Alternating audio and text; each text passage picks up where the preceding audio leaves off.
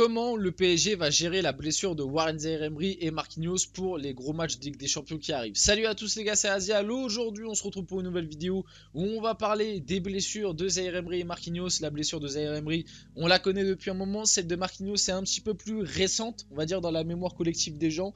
On va parler de ces deux blessures aujourd'hui, on va parler de comment le PSG va appréhender, parce que là c'est un petit peu on va dire l'avant-match PSG Newcastle, comment le PSG va appréhender avec ces deux joueurs qui sont quand même des joueurs cruciaux et capitaux depuis le début de saison au PSG dans la tactique de Luis Enrique. On le sait, le PSG, malgré qu'il y ait eu un énorme mercato cet été et qu'il y ait eu de très gros investissements, malgré tout, le PSG n'a pas non plus la profondeur de banc de certains autres clubs, et les deux joueurs quand même, Zaïre-Emery et Marquinhos, étaient des joueurs cruciaux depuis le début de la saison que tu avais du mal à enlever, et que quand tu les enlevais, tu voyais une petite différence tellement ils apportent des choses. Donc aujourd'hui on va voir tout ça, on va revoir un petit peu les actus de leurs blessures, ce qui va se passer, comment ça s'est déroulé, combien de temps ils vont être absents, et on parlera un peu de comment le PSG peut pallier à ça et comment le PSG va appréhender la rencontre face à Newcastle. Voilà, avant que la vidéo commence, bien évidemment, n'hésitez pas à liker, à commenter, à partager et à vous abonner, ça fait toujours plaisir et ça aide pour le développement de la chaîne. Et puis on peut y aller dès maintenant, on peut rentrer dans le vif du sujet de la vidéo, c'est parti. Commençons par Zaïre-Emery, on s'en rappelle, je vais pas, voilà, j'avais débriefé le match. J'en avais un petit peu parlé lorsque j'avais débriefé le match. France-Gibraltar, ça commence à remonter un peu. Didier Deschamps qui au début se veut rassurant sur la blessure de Warren Zaïre-Emery. L'examen est rassurant, il n'y a pas de fracture. C'est vrai qu'au début quand on a vu l'image, on pouvait s'attendre au pire, soyons honnêtes. Une cheville comme ça, nous, supporters parisiens, on était habitués à Neymar. On commençait tranquillement à trembler. Là, Neymar, il prend ce coup sur sa cheville, c'est fin de saison, hein, je vous le dis.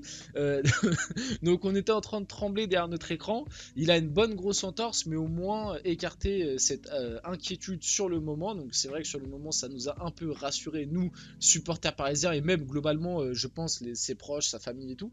Warren Zaïre-Emery souffre d'une grosse entorse de la cheville et devrait être éloigné des terrains au moins 15 jours. Il devrait manquer la réception de Newcastle avec le PSG, c'est ce qui est sorti au début. On va le voir qu'au final ça a évolué. Warren Zaïre-Emery devrait être forfait pour le reste de l'année 2023. Le Titi parisien est victime d'une grosse entorse à la cheville droite. On enchaîne. Officiel, Warren Zaïre-Emery quitte le rassemblement des Bleus. Le Parisien souffre d'une entorse de la cheville droite. Voir Warren Zaïre-Emery contre Monaco vendredi, puis contre Newcastle mardi est presque impossible, nous avait annoncé l'équipe.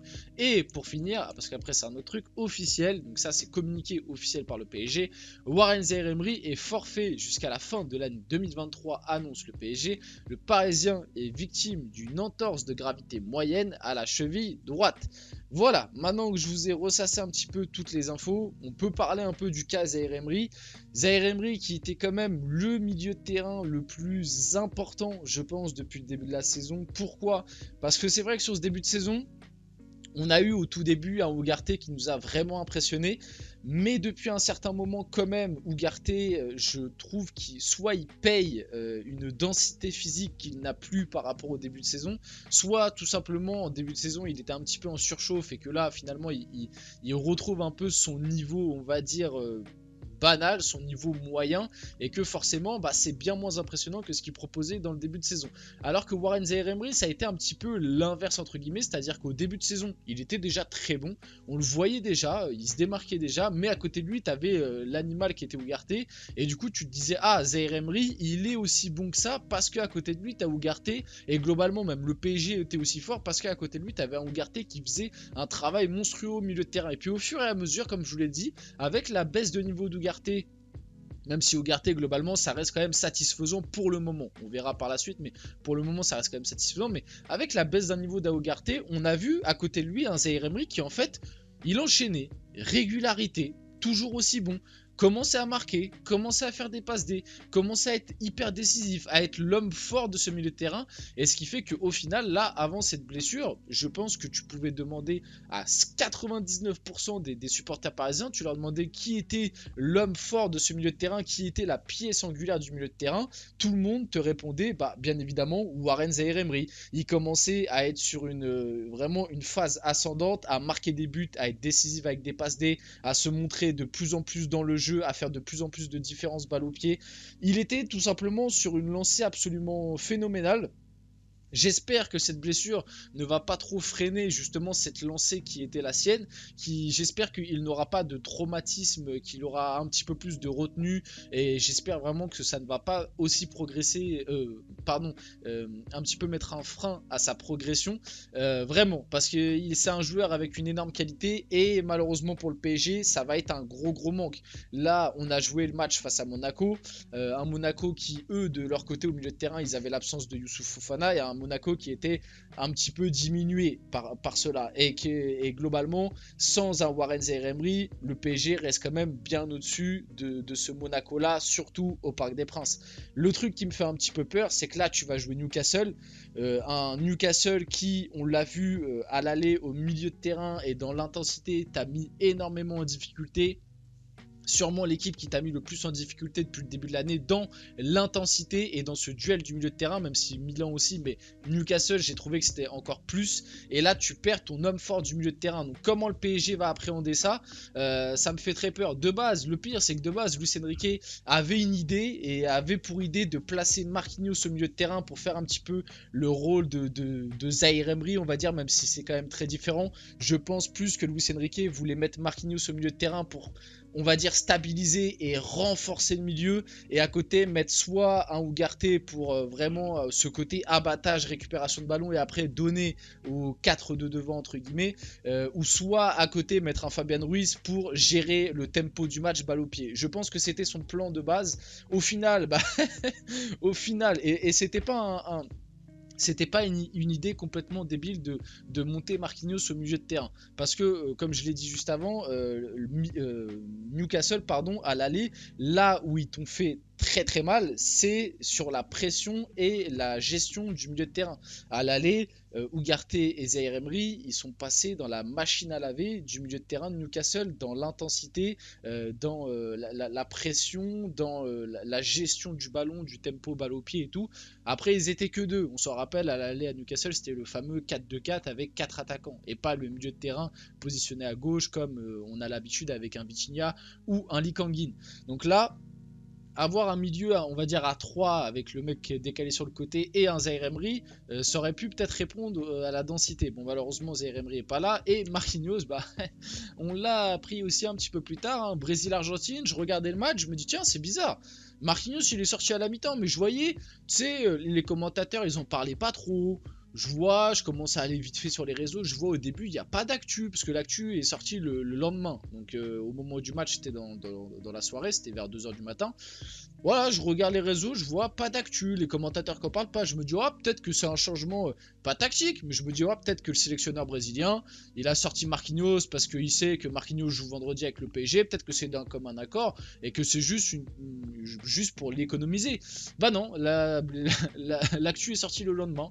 Cette nuit, Marquinhos est sorti sur blessure à la mi-temps du match Brésil-Argentine, donc Marquinhos sur sa blessure, j'ai senti l'ischio sur une action, ça me faisait mal, c'est pour ça que je suis sorti, j'ai fait les premiers examens, ça me faisait mal sur les étirements, je veux passer de nouveaux examens à Paris. Au final, c'est tombé de manière officielle. Marquinhos est forfait pour affronter l'AS Monaco et Newcastle. C'est la dernière actu de la vidéo, mais on va développer un peu. Il a une absence pour l'instant programmée de 10 jours. De ce que j'ai compris quand même, on va dire sa petite rééducation se passe plutôt bien parce qu'il a déjà commencé à se réentraîner de manière individuelle bien évidemment, mais il a quand même déjà commencé à se réentraîner.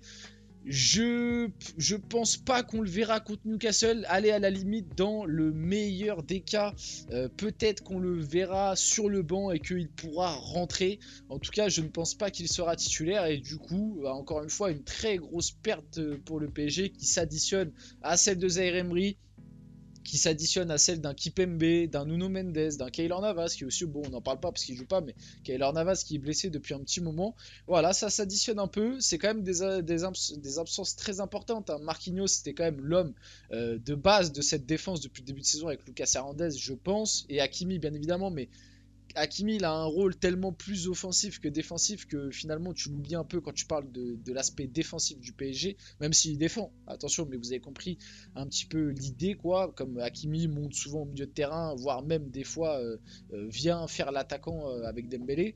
Donc voilà, donc absence très importante. Comment le PSG va pallier ça? En vrai, je trouve que Luis Enrique nous a déjà donné un petit élément de réponse lors du PSG Monaco, parce que c'est vrai que au moment de la blessure de Marquinhos et même de celle de Zaïre Emery, comme on nous parlait de faire monter Marquinhos au milieu de terrain, on se disait oh là là, contre Newcastle ça va être la catastrophe, on va jouer avec Skriniar, Danilo Pereira, ça va être dramatique. Et en fait non, on n'y avait pas pensé, mais c'est vrai qu'il y a l'option Mukiele. Et pour moi, si Mukiele a joué là face à Monaco, et d'ailleurs moi je trouve que Mukiele dans un rôle qui de base n'est pas du tout le sien, jouer latéral gauche, très souvent du coup amené sur son mauvais pied avec le ballon, mais par contre défensivement très très solide, rien à redire là-dessus. Moi je le trouve globalement bon depuis qu'il est revenu de sa blessure, et finalement je pense que la compo du PSG ressemblera à peu près face à Newcastle. Je pense que la compo ressemblera à peu près à celle que le PSG a joué face à Monaco. Peut-être la petite modification se portera au milieu de terrain. Est-ce qu'il va vraiment réenvoyer Fabian Ruiz ou Ugarte, ou est-ce qu'il va tenter, je sais pas, de renforcer un peu le milieu de terrain en mettant un Danilo, ou peut-être en redescendant un Vitinha au milieu de terrain et mettre un Lee Kangin à gauche. Pour moi c'est peut-être là que les changements peuvent s'effectuer pour ce PSG Newcastle là, mais en tout cas pour moi la défense restera celle qu'on a vue face à Monaco, c'est-à-dire Hakimi à droite dans son rôle habituel, avec Skriniar, Lucas Hernandez plus dans l'axe on va dire, et un Mukiele à gauche. Je pense que on va partir comme ça. Contre Monaco ça a quand même été plutôt solide, même si Skriniar a été quand même assez mauvais, assez mis en difficulté, et que j'aurais préféré avoir un Marquinhos testé dans cette composition là, soyons honnêtes. Avoir un Marquinhos, Lucas Hernandez et Mukiele, ça aurait pu donner quelque chose de vraiment pas mal, mais voilà, je pense que globalement sur les petits doutes qu'on a, sur les petits trucs comme ça, je pense que la compo grosso modo ressemblera à ça. Le milieu de terrain, comme je vous l'ai dit, ça peut peut-être évoluer, changer, parce que Fabian Ruiz, très bon depuis l'arrivée de Luis Enrique. Moi je l'ai toujours dit, Fabian Ruiz c'est un joueur un peu sous-coté, qui l'année dernière a été énormément critiqué alors qu'il était mal utilisé. Là on le voit depuis Luis Enrique, depuis qu'il est un peu mieux utilisé, qu'il peut plus faire son jeu, avoir le ballon, recevoir, éliminer quand il faut, voilà, faire ce rôle de meneur de jeu retrait un peu. Il est très bon, mais Fabian Ruiz malgré tout sans ballon ça reste encore très léger. Moi Fabian Ruiz, et d'ailleurs comme un peu Vitinha peut-être un peu moins, mais Fabian Ruiz ça reste le troisième milieu d'un milieu à 3, vous voyez, il lui faut quand même à côté de lui des mecs qui sans ballon sont très bon, et lui, parce que lui c'est pas sa qualité première. Donc est-ce qu'il va retenter Fabian Ruiz ou Ugarte? C'est la seule question qu'il faudra voir. Bon, en tout cas j'espère que cette vidéo vous a plu. Si c'est le cas, n'hésitez pas à la liker, commenter, partager et vous abonner. C'était Azial et on se retrouve très rapidement pour une prochaine vidéo.